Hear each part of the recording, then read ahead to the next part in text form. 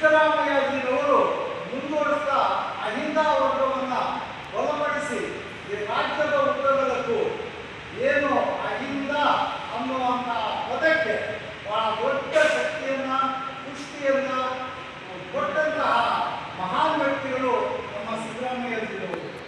ಅವರ ಆಡಳಿತ ಕಾಲದಲ್ಲಿ ರಾಜಕೀಯವಾಗಿ, ಆರ್ಥಿಕವಾಗಿ ಮತ್ತು ಸಾಮಾಜಿಕವಾಗಿ ಈ ವರ್ಗಕ್ಕೆ ಸಿಗಬೇಕಾಗಿದ್ದಂಥ ಎಲ್ಲ ಸವಲತ್ತುಗಳನ್ನು ಅವರು ಒದಗಿಸಿಕೊಟ್ಟು ಮೊನ್ನೆ ಒಂದು ರಾಜ್ಯದ ಆಯೋಗದ ಅಹಿಂದ ರಿಪೋರ್ಟನ್ನು ಕೂಡ ಅವರು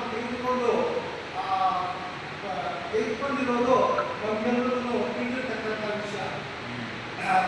ಏನೇ ಇರಲಿ, ನಮ್ಮ ದಿವಂಗತ ಶ್ರೀಯುತ ದೇವರಾಜ ಅರಸೂರವರ ಕಾಲದಲ್ಲಿ ನಮ್ಮ ರಾಜ್ಯದ ಏಳಿಗೆ ಉನ್ನತ ಮಟ್ಟದಲ್ಲಿದ್ದು ಮತ್ತು ವಿಶೇಷವಾಗಿ ಅವರ ಆಡಳಿತದ ಕಾಲದಲ್ಲಿ ನಮ್ಮ ರಾಜ್ಯದಲ್ಲಿ ಮುಸಲ್ಮಾನ ವಿಧಾನಸಭಾ ಸದಸ್ಯರ ಸಂಖ್ಯೆ 17 ಇತ್ತು.